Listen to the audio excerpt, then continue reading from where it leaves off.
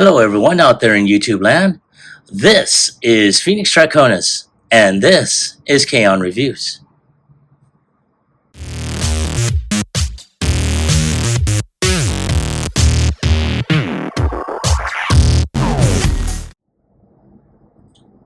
Now, as you saw in the intro, today's review video is going to focus on Star Wars Micro Galaxy Squadron Ghost as she appears in Star Wars Rebels. Now, ever since I saw a review of this ship, I so wanted to get this. And for anyone that's seen my other reviews of the Micro Galaxy Squadron ships, you can tell I have gone gaga over the way the ships are detailed and painted and so forth. And this was no exception either. Now, a friend of mine from the non-transforming group that I'm with told my group about this ship being made available on Walmart.com for $15, and I'm like, whoa. So I went ahead and jumped on the chance of it. Now, this was granted before Christmas. So I've had this ship for a while. I have yet to open her up or do anything to the effect. So what you're seeing right now is what is appearing as I'm opening this up too. So you can tell, nice big old window which shows off the details of the Ghost. You also have at this end over here, of Zeb, Kanan, Sabine, and Hera. Now, from what I understand, and in case you haven't already noticed, the Phantom 1 and 2 are available. I have yet to find them though. And those two will more than likely have Ezra as well as Chopper. But again, once I get those, I'll be reviewing them as well as bringing the ship back. But wow, and you can see some details here for the motion, lights and sounds. Got some really great artwork on here, and more details of the lights and sounds. The lights coming from back here, and of course, the sounds, the motion sounds and whatnot. And back here you have some more product shots, so all of which we'll be detailing as we go along. But other than that, that is about it. So let's go ahead and take one final look. Normally I would have this on the rotating stand, but considering the size of this beast, I figured let me just go ahead and put it like that. So without any further ado, let's go ahead and get her opened up.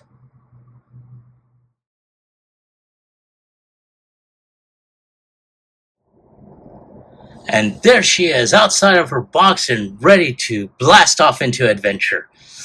And I have to say, I am very, very impressed with the paint applications they put on this. The dry brushing and the washes and everything. It's a phenomenal looking ship.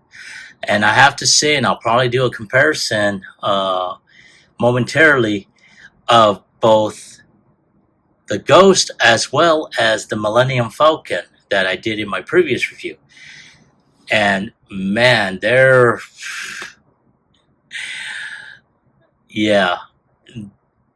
size difference is like, whoa. So, but let's go ahead and show off the accessories this thing comes with. Now, what we have here are the characters. So I'm going to zoom in so you can take a closer look. There we go, right there.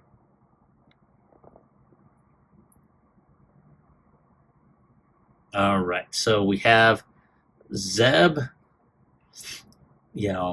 big purple dude. We have Kanan next to him. Next to him is Sabine, and of course, the captain of the Ghosts, Hera Syndulla. And I have to admit, you know, the figures themselves have come out. The paint apps have improved since my initial review of Luke Skywalker's X-Wing fighter. So not too bad.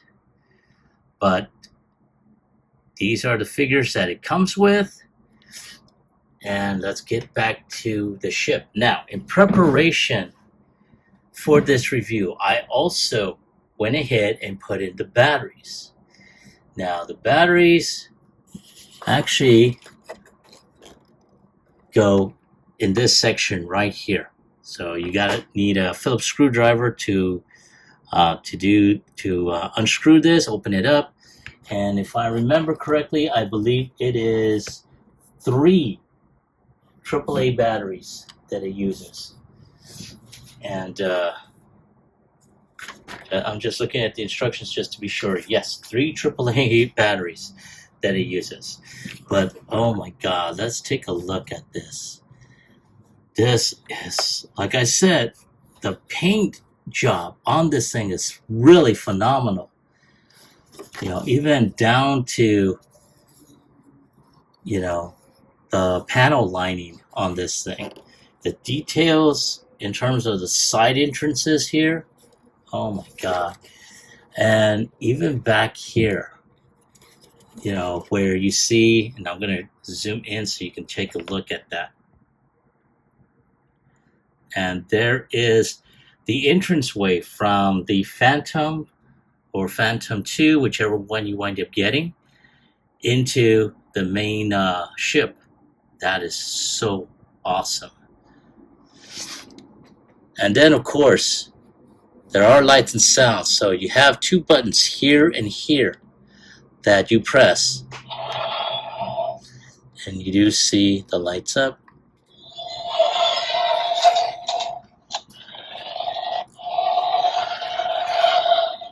And then you also have lights over here. And then, oh yeah. So I'm going to press that again.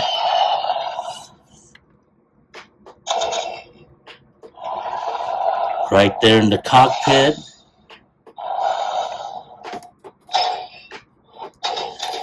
Oh yeah, right here. Right there, it lights up in that area too. So, oh my God, that is so phenomenal. Now, however, the way this thing is packed, this kind of warped the belly turret here, or I should say the main front turret. So, yeah, you will have to try and find a way to correct that. I won't mention anything because, number one, I myself don't know, and I do not wish to ruin it. So it's a pain in the rear, but I will just push it up. Eventually, it will, you know, I think it will, you know, train itself out. But there is the cockpit here as well as the gunnery chair.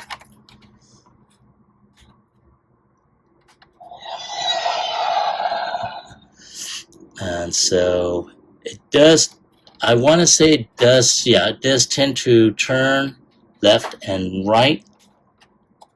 Well, maybe left anyway. And that's to undo this section right here.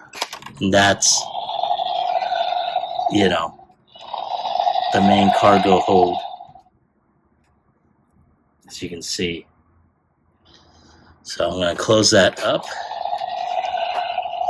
Now, in this particular case, I would put the characters in there. I really just do not feel the need to actually put them in because they will flop around in there all willy-nilly, and I really do not feel like messing with them. But there you have the cockpit right there. So I'm going to close this up. Oop. Well, actually, this, yeah, there we go. I'm going to put this back on here. And there we go. Put that there. Put this here. And I'm going to try and get this back in here.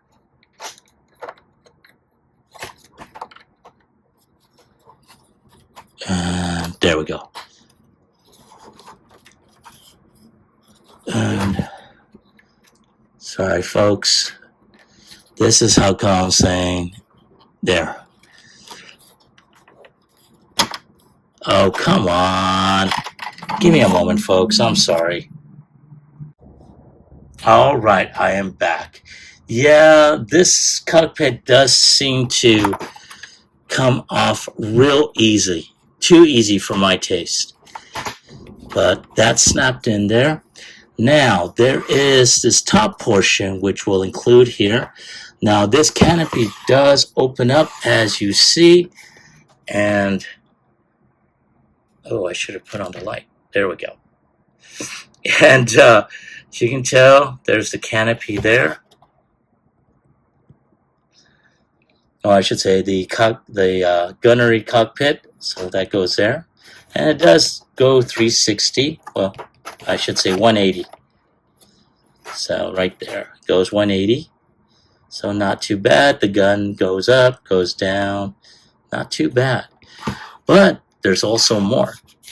So we lift this up, which will expose the interior here on the top, as well as the interior within. And holy cow, man, look at that. So you have the living quarters for both Sabine, Ezra, and, you know, oh, I should say. So we got, I guess, Kanan and Hera, Sabine, and, or, yeah. So I guess Kanan, Hera, Sabine, and Ezra, and Zeb. Yeah, so not too bad. Some really good details. I'm going to go ahead and try and show that off.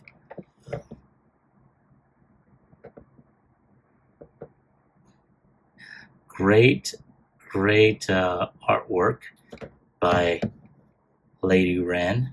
And you can tell there's supposed to be some additional details on the inside. I'll turn this around. And it's going to be the same right there. Bed details and stuff like that. So not too bad. Then you have the hallways here, leading up to the bridge. Then you also have side hatches or side details here and here, and that goes to this area here on the side entrances, which I will get to in a moment. But here you have the living, well, not living, these are the living quarters. These are more like day room, but you have the computer here, the game, whatnot, you know, so forth and so on. And then, of course, you have this bay that will lead to, I want to say, to the engine room, which will also include this area here for storage and whatnot. Then, of course, you have this area that leads up to the hatch for the Phantom, which, however, the Phantoms 1 and 2 are sold separately. So as soon as I get those, we will be revisiting this here. And you see a lot of molded detail on the inside. Very, very nice. Now, of course, you also have this section here, which I want to say goes up. Ooh. Oh, there we go. So this goes around to connect to the Y-wing or X-wing, which honestly I did not pull out the X-wing, um, mostly because I don't know how that's going to fit. But also, I just really did not feel like looking for the ship. But it's supposed to go ahead and go inside like this, and there you go. That's how it's supposed to go. But let's go ahead and try and get this damn thing off. Ooh, give me a moment. And I just discovered that the blasted hatchway came off. So I'm gonna put this back on again. I go ahead and put this on. There's like tabs here, here, here, here, and on this side as well. So we just go ahead, push all this together.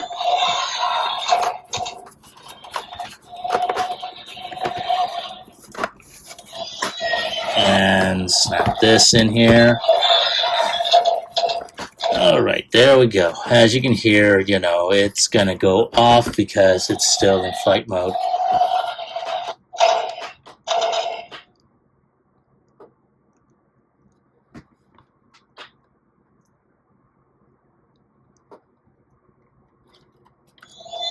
Okay.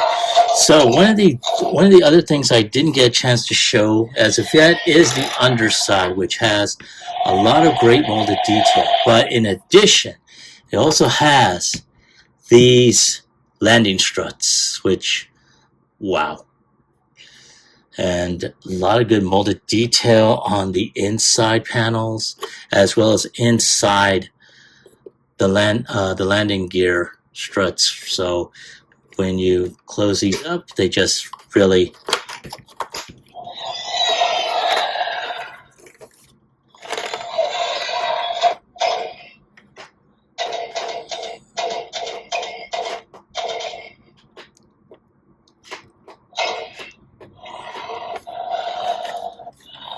So I'm going to go ahead and pull these up like so.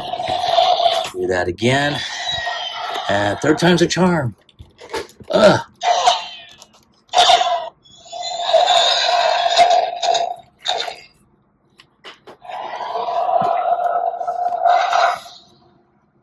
Alrighty. So there she is. And oh man. Yeah. This is so glorious. So I'm going to go ahead and see if I can get my lazy ass to actually reopen the Falcon and do a side-by-side comparison. So give me a couple of minutes and I'll be right back.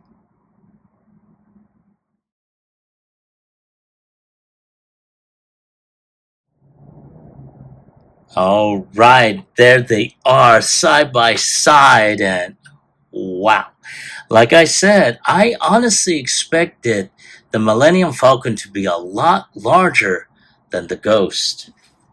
And I mean, the figures are basically the same, in terms of height and whatnot. Granted, they vary because of the characters, but initially, like I said, I always expected the Millennium Falcon to be a lot larger than this variation, than this particular vehicle or freighter. But nonetheless, I am not downing either ships. Each of them have their pros and cons. Each of them have the love. And don't get me wrong, the Millennium Falcon will always be the first Star Wars ship that I fell in love with. But that being said, I have to hand it to the Ghost, and I am looking forward to getting both Phantom variations so I can revisit this ship again. But let me take a couple more shots for the end cap, and I'll be right back with my final thoughts as well as my score.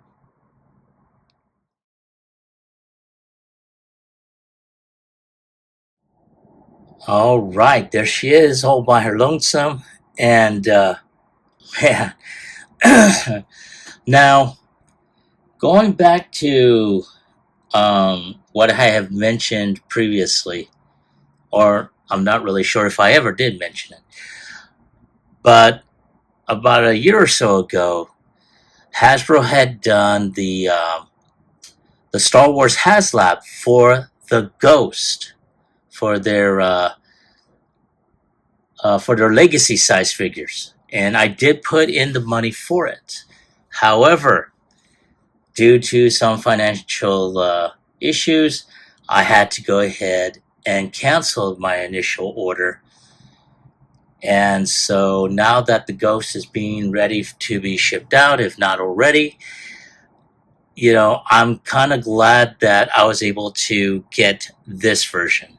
And like I mentioned previously, a friend of mine from one of my non-transforming groups let the group know that the Ghost was available at Walmart at the time for $15, and I'm like, oh, I am so there. So I snagged it, and I've had it for the longest time. So I'm just now getting to review this. But if nothing else, this is basically a what's the term that I'm looking for? Well, basically, this is sort of like a oh my god, I can't think of the word, but sort of like a an alternate to what I initially wanted. And don't get me wrong, I am grateful for it. I love that it was available for such a low price, and I'm very happy with this. I really am. So, if I have to give it a scale, on a scale of 1 through 10, the ship itself, even though it doesn't have the Phantom 1 or 2, I'm going to give this ship a 10. Now, in terms of the micro figures that come with it, like I said before, it seems like Jazzwares did improve on their, on their painting for their figures. So, on a scale of 1 through 10, I'm going to give this an 8. I love the improvements they've made. So, maybe they've gotten people that have worked with miniatures. And if so, thumbs up to them. But that is my take on the vehicle. I want to hear from you. Have you picked this up? Whether you paid full price or you paid the sale price, doesn't matter. But have you picked this ship up? And if so, do you like it? Do you hate it? Leave me a comment in the comment section down below. Like, share, subscribe to my channel. Click onto the bell icon so you can be notified when I post up new videos. This is Phoenix Draconis, and I will catch you all on the flip side. Peace.